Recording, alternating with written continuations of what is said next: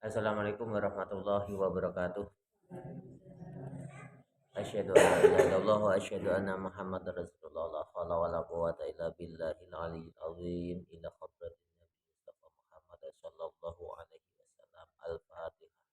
A'udzu billahi minasyaitonir rajim. Bismillahirrahmanirrahim. Alhamdulillahirabbil alamin. Arrahmanir rahim. Maliki yaumiddin. Iyyaka na'budu wa iyyaka nasta'in. Ihdinas siratal mustaqim. صراط الذين أنعمت عليهم غير المغضوب عليهم ولا الضالين آمين.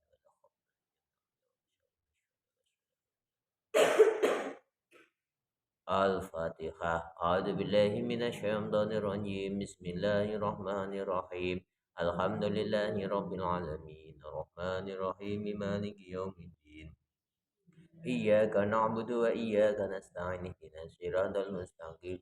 Siratal ladzina an'amta 'alaihim ghairil maghdubi 'alaihim waladdallin. Rabbighfirli wa liwalidayya wa lil mu'minina. Amin. Bismillahirrahmanirrahim. Alhamdulillahirabbil alamin. Allahumma sholli ala sayyidina Muhammad amma ba'd. Simalih terus nih yang kemarin pembahasan tentang antarane pituduh dengan penyebab atau yang menjadikan. Jadi yang menjadikan, yang memberikan pituduh atau yang menjadikan suatu penyebab. Jadi pembahasannya kemarin kaya dene wong kang kesandung. Jadi wong kesandung itu mau sebenarnya tahap pertama pembahasan itu mau wong kang kesandung moko ngrasakake ana ing dalem lorone. Jadi ini kono digoleki pembahasannya tentang antarane luka, loro, karo weruh. Jadi pembahasan tentang luka, loro, utawa weruh. Jadi di mana letak ketuhanannya? Bagaimana kita mencari tentang keilmuan yang menuju ke tentang wahdatul wujud. Jadi di situ ada luka yang bertempat kepada suatu tempat yang bersifat wujud, dan di situ ada rasa sakit yang bertempat kepada suatu keberadaan daripada luka, dan rasa sakit itu tadi merupakan suatu pituduh Allah, yang di situ Allah memberikan suatu pituduh fi wujudi ilallah, dengan wujudnya Allah itu sendiri. Maka pada hakikatnya kalau luka bertempat kepada wujud, maka pada hakikatnya luka tersebut bergantung kepada keberadaan daripada wujud. Jadi keberadaan Allah. Jadi ketika rasa bertempat kepada keberadaan daripada luka, maka pada hakikatnya rasa itu bertempat kepada keberadaan daripada wujudnya suatu luka.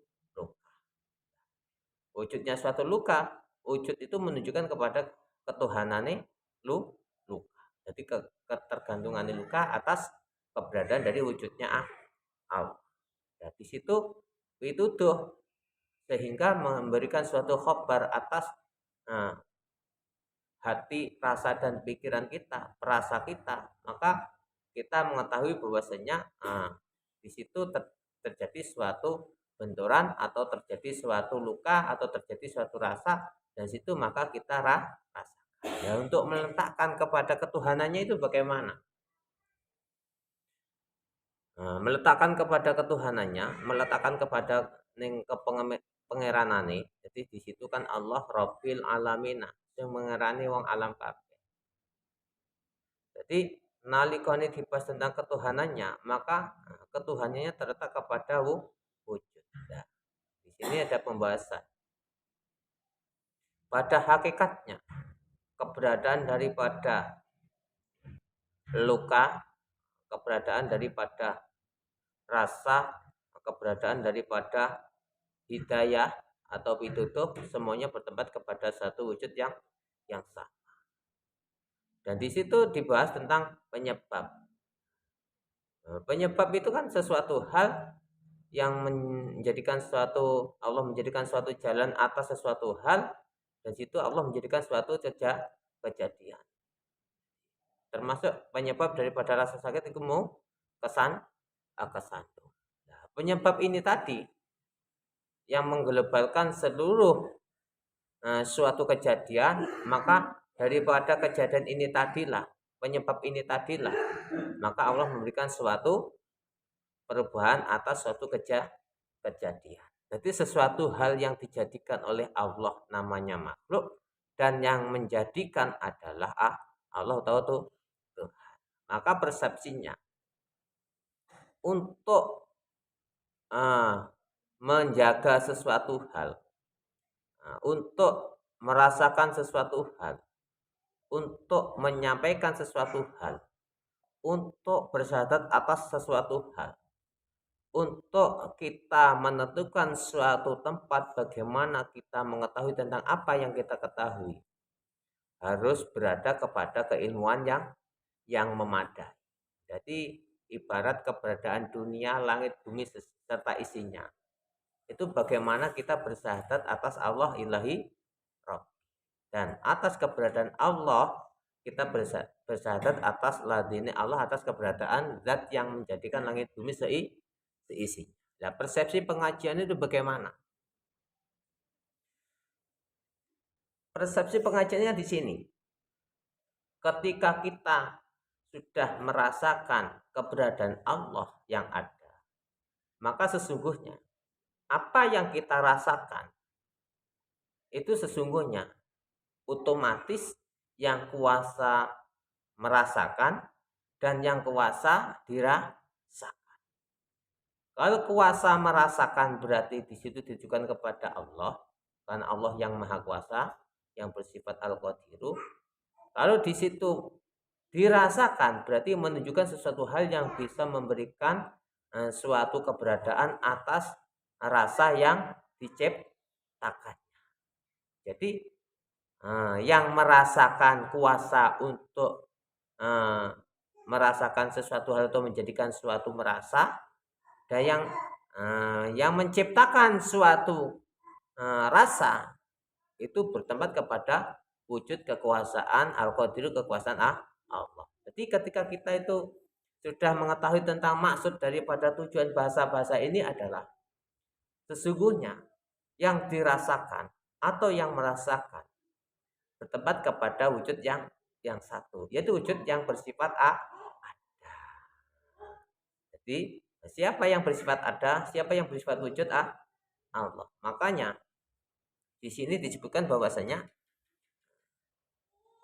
mengapa Allah disifati wujud, mengapa Allah bersifat wujud, mengapa Allah mengambil suatu pembahasan tentang tauhid akidah untuk mencapai suatu tujuan dengan berbagai macam perfect atau pemahaman harus menggunakan sifat wujud, karena wujud itu sifatnya ada.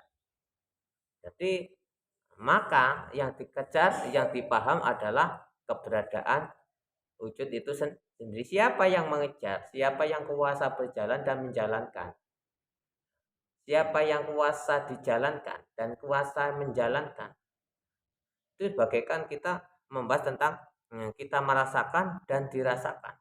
Jadi siapa yang menjalankan dan dijalankan itu sama. Jadi siapa yang dijalankan dan yang menjalankan, yang menjalankan pasti Allah. Siapa yang dijalankan pasti ada. Nah ini yang bersifat ada itu pasti kembalinya kepada keberadaan Allah. Ini pembahasan wahdatul wujud itu seperti ini. Maka dari persepsi bahasa eling, bahasa ingat, bahasa zikir, bahasa afdhalul dzikri falam annahu la ilaha illallah, makanya setiap afdhalul dzikri falam annahu pasti jawabannya la ilaha illallah. Jadi maka persepsinya bagaimana kita merasakan di atas keberadaan kemanusiaan kita, maka sesungguhnya yang kita rasakan adalah keberadaan Allah itu sendiri. Dan bagaimana kita kuasa merasakan keberadaan daripada Allah atau keberadaan daripada manusia, pada hakikatnya kuasa Allah itu sendiri. Jadi pada hakikatnya kalau kita membahas tentang ilmu akidah, ilmu hakikat, Kita cuma dituntut dalam satu tujuan yang sama. Dari mana kita berangkat dan dari mana kita akan dikembalikan. Kita diberangkatkan oleh Allah dan kita akan dikembalikan kepada Allah. Kenapa? Dimanapun kamu akan menuju ke sesuatu hal, maka tujuan kamu akan mendapat pertolongan Allah. Bagaimana Allah menolong kita di dalam melakukan suatu tujuan pada kehidupan kita atau daripada kehidupan kita? Biwujudi ilallah. Jadi makanya Allah sifatnya wal awalu wal akhiru. Awal daripada yang menolong Allah, akhir maka pada hakikatnya Allah lah yang akan menolong kita. Jadi awalun kita dijadikan oleh Allah, maka akhirun kita akan dimusnahkan oleh Allah atau dihancurkan oleh Allah atau dihilangkan oleh Allah atau ditiadakan oleh Allah itu sendiri. Nah, ini. Jadi pembahasan tentang wahdatul wujud seperti ini. Jadi pada hakikatnya kalau kita sudah asyhadu alla ilaha illallah di dalam hablum minallahnya, bagaimana kita berhubungan dengan keberadaan Allah, maka daripada hubungan tadi itu yang ada cuma yang menyambung atau yang menjadikan suatu penyebab untuk kita mengingat Allah. Dilanjutkan kembali. Nah, jadi pembahasan bagaimana kita memahami tentang ilmu wahdatul wujud itu seperti yang digambarkan di depan. Jadi pada hakikatnya menungso ketika sudah melepaskan atas rasa kuasanya dan kuasa itu tadi dikembalikan kepada Allah yang bersifat al-qadiru, maka sesungguhnya keberadaan daripada yang ada itu sesungguhnya ada dan diperadakan. Itu terletak kepada bagaimana kita memahami tidak melepaskan suatu sifat ada wujud itu sendiri. Dan yang bersifat wujud kan Allah. Jadi setiap yang bersifat wujud pasti adanya Allah.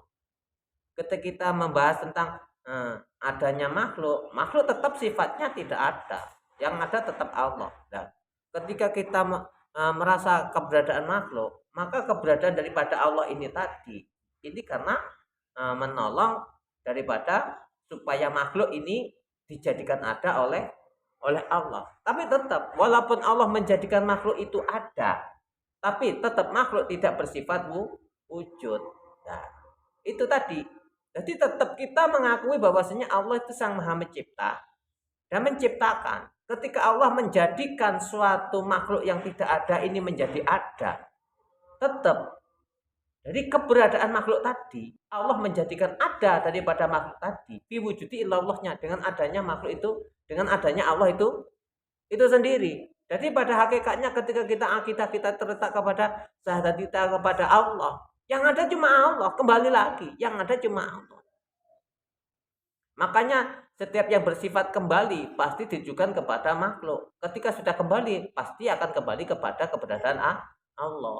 Makanya awak dhewe itu sebenarnya merasa hidup. Ketika kehidupan kita dikembalikan kepada yang mempunyai sifat al-hayyu, yang mempunyai sifat hidup adalah Allah, maka apa yang kita rasakan itu keberadaan daripada rasa yang menunjukkan suatu kehidupan itu adalah kuasa Allah.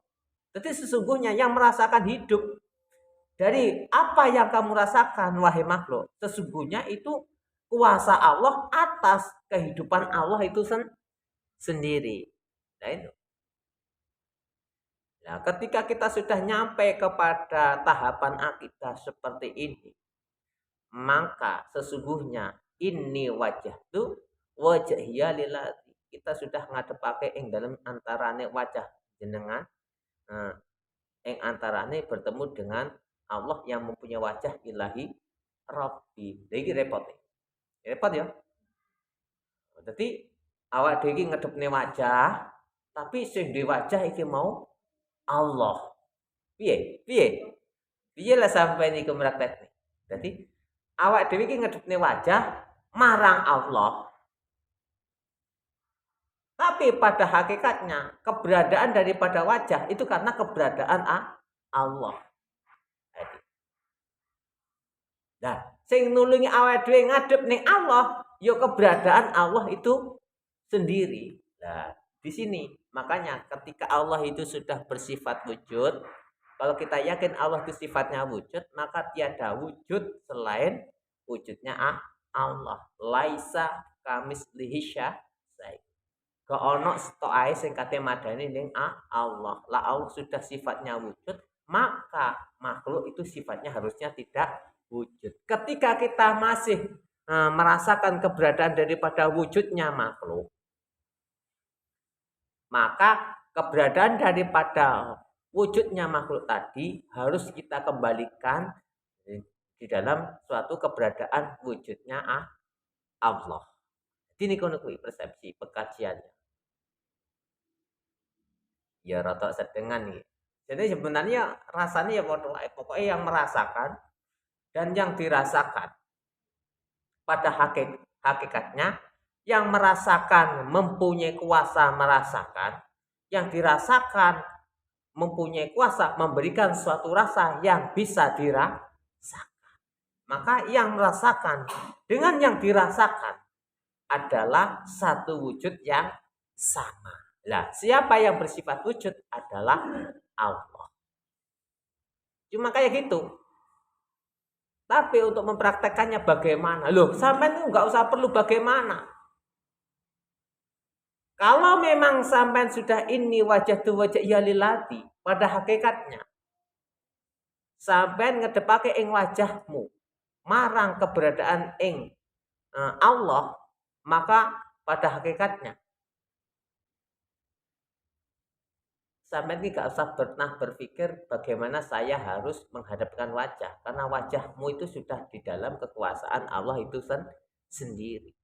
Bagaimana kamu itu menghadap Allah, pada hakikatnya bagaimana kita mengembalikan yang sesungguhnya akidah sesungguhnya harus dikembalikan kepada keberadaan Allah itu sendiri. Jadi ojo mbok bayang nih ngadepne wajah ki padha karo sampean ngadepne wajahe sampean ning ngarepe sapi. Oh, gak kaya iku.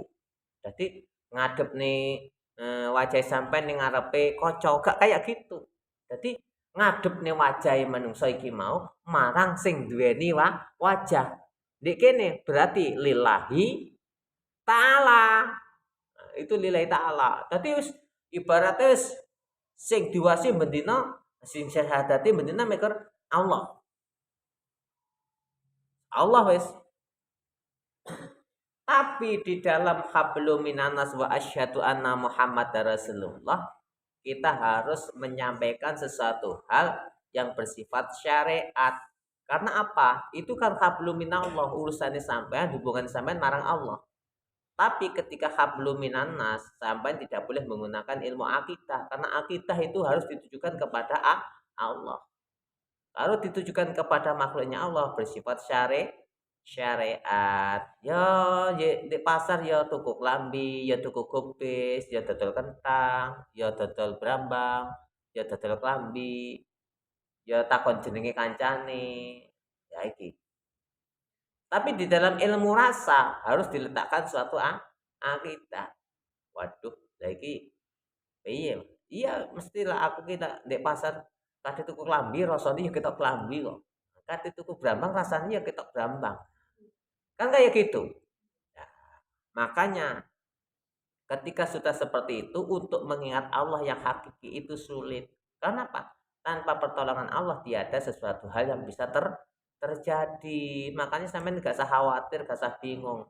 Sing penting maca istighfar saakeh-akehe, njaluk ngapura ning Gusti Allah atas salah lupute sehingga sampean saking pengapuran Gusti Allah ghairil maghdubi alaihim waladdallin amin awake dhewe den slametake dening Allah. Lah umpama sampean pengen tasawuf ya seperti itu tadi tasawuf. Jadi tasawuf fi wujudi illallahnya.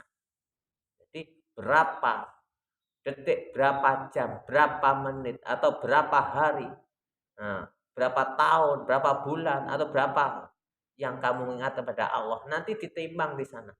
Iling ning Allah karo lali ning Gusti Allah iku ditimbang.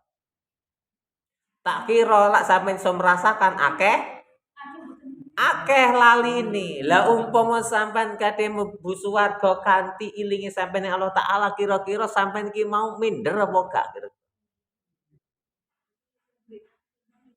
Heeh. Sing ditimbang iki elingmu ning Allah karo lalimu ning Allah iku akeh endi? Nah, akeh lah laline. Lah wis akeh laline berarti akeh salah. Lah wis akeh salah berarti akeh dosane. Lah wis akeh dosane kadhe nyapa? Dadi makanya awake dhewe diwajibake salat 5 waktu karena tujuane ghairil maghdubi alaihim waladdallin. Amin. Jadi kita meminta kepada Allah bahwasanya ditunjukkan sesuatu jalan yang jejak terbenar karena Allah yang kuasa memberikan suatu jalan kebenaran dan di situ karena kita merasa banyak salah luputnya atas Allah Ta'ala, maka kita minta pengampunan dari Allah. Ghairil maghdubi alaihim waladdallin. Amin. Nah, salatnya jadi tinggal, salatnya ditinggal ada piye meneh. Nah, ketika umat Muhammad sudah as-salatu tanha 'anil fahsya'i wal munkar, sudah melakukan suatu salat, maka pada hakikatnya tasawuf daripada ingatan kita kepada Allah itu ketika lupa iso ditambeli dening salate awake dhewe karena pengapurane Gusti Allah. Bukan salatnya yang menyelamatkan kita, tapi karena di situ Allah menjadikan suatu penyebab rupanya pengampunan. Nah, pengampunan Allah ini bertempat kepada wujudnya Allah itu sendiri. Maka Allah Maha Pengampun. Jadi persepsinya kan seperti itu. Lha sampean kate eling terus ning Allah Taala ilmunya seperti ini tadi. Tapi kira-kira sampean apa kau bermangan, kau berngombe, kau bermelaku, kau berpikir, tapi kau beropo? Jelas gak koper. Kenapa? Ketidaksempurnaannya awake dhewe di dalam melakukan suatu syahadat. Dadi asyhadu alla ilaha illallah sing disekseni diperintahne konekseni Allah, tapi kenyataane apa yang kita terima di dalam rasa itu cuma diberi hidayah oleh Allah atas keberadaannya makhluk Allah rupanya langit bumi isinya. Jadi akhirnya apa? Keyakinan kita kepada Allah bisa dimatikan oleh Allah, dimatikan. Kenapa? Ketika keyakinan kita dihidupkan oleh Allah, maka kehidupan daripada yakin ini otomatis keberadaan Allah. Ketika Allah mematikan, maka sampai niki mangku mesti dieling keberadaannya makhluk. Nah, untuk menghidupkan suatu kehidupan daripada keyakinan, kita harus mengembalikan kehidupan daripada makhluk ini tadi yang kita rasakan kepada keberadaan Allah. Jadi kayak gitu. Jadi lah pengen pedoman Gusti Allah sebenarnya gampang. Ketika ilmunya sudah mencapai tahapannya ketasawufannya yang mendino awake dhewe sebenarnya pedoman Gusti Allah. Jadi gak usah ditakokne piye carane Gusti Allah nulungi makhluk ning alam donya. Lho sing mlaku ning alam donya sing grem ning alam donya kabeh gumantung ning sapa? Gumantung kepada keberadaan Allah itu sendiri. Kayake wis rada nganu iki gak samumet wis nyantai ae. Awake dhewe iki kaya dene wayang, manungsa iki kaya dene wayang. Wayang sakmono kae iku sing ngrasani urip iku dalange. Wayang sakmono kae iki sing ngomong mek dalange. Wayang sakmono kae sing ambekan mek dalange. Wayang sakmono kae iki mau arep mlayu ning ditetep nanggone ana ing ngarepe dalang. Wayang sakmono kae mbuh lanang mbuh wedok tetep sifate dalang iki mau mek trimo sitok. Gila Gusti Allah sifatnya ora lanang ora wedok. Tapi Gusti Allah ki ya duweni lanang duweni wedok. Karena apa? Lanang wedok ki sedadene Allah dadi sing diciptakne oleh Allah makhluk Allah mesti keduweane Allah. Jadi persepsinya. Nah, jadi kabeh wayang sakmono kae iki umpama gak dilakokne ning dalange. Tergantung si kuasane dalang tergantung kersane Gusti Allah iki mu piye ning wayange ning awake dhewe. Wayang sing gak dikanggokne ning ngarepe dalang ya iso dicepne ning deboke kae. Tamban-tamban kae kabeh gak dilakokne. Umpama kuwi gak dicandak karo dalange mlaku apa gak? Oh gak mlaku. Jadi pada hakikate makhluk sing kate dikekne ning donya iki wis disiapne oleh Allah. Tapi jek urung dipasang ning ngarepe dalang, dincep ning debok kae sakmono kae. Ya krana carane pewayangan dincep ning debok. Jadi mulai buta gede sampai cilik di tengah kayak gunungan, gambar gunungan. Itu filsafat bahwasanya pada hakikatnya tanpa kersane dalang, tanpa lakune sing lakokake dalang, wayang sakmono kae menungso sakmono kae langit bumi saisine iku gak kate iso mlaku, gak kate enek critane. Nah, aku takon, umpama Konan nek critane Gatotkaca gugur, sing mati sebenarnya sapa? Mulai awal apa Gatotkaca ki urip? Mulai awal kan yo mati. Terus ning kono ceritane kan Gatotkaca sing urip terus gugur. Lah menungso ki yo ngono, ceritane tok sing urip terus mati. Jadi sebenarnya awake dhewe pengkajiane tentang ilmu cerita tok. Cerita. Akhirnya nggak tahu akidahnya, nggak tahu akidah dari ketuhanan kita. Jadi makanya awake dhewe ngaji ilmu cerita ya ilmu cerita. Tapi harus tahu akidah yang sesungguhnya. Ilmu cerita jenenge ilmu tarikh. Lah ilmu akidah jenenge ilmu tauhid. Jadi makanya ketika kita membahas ilmu cerita sing dicerita nih mesti amal apik awake dhewe karo amal elek awake dhewe ditimbang ning akhirat ganjarane karo dosane iki akeh endi. Engko lak wis akeh ganjarane mlebu swarga, la akeh dosane mlebu neraka. Iku ilmu cerita. Ketika kita membahas ilmu akidah, jadi ilinge awake dhewe ning Allah karo laline ning awake dhewe ning Allah iki mung akeh endi? Umpama akeh ning ilinge mongko ya mlebu swarga, kembali kepada Allah. Umpama akeh laline ya mlebu neraka, ya adoh saking anake Allah. Jadi persepsinya kan cuma kayak gitu, diterima oleh Allah atau ditolak oleh Allah. Makanya sifatnya Allah innallaha ma'al mutatahhirin. Sertane Gusti Allah ki wong kang suci-suci. Maksudnya wong kang suci sapa? At-tahhiru dat kang suci sapa? Allah. Orang yang sudah kembali di dalam keberadaan wujudnya manusia ini tadi sudah dikembalikan kepada keberadaan wujudnya Allah. Ini orang yang sudah disucikan oleh Allah. Maka innalillahi wa inna ilaihi raji'un. Wasikum wa nafsi bi taqwallah. Wassalamualaikum warahmatullahi wabarakatuh.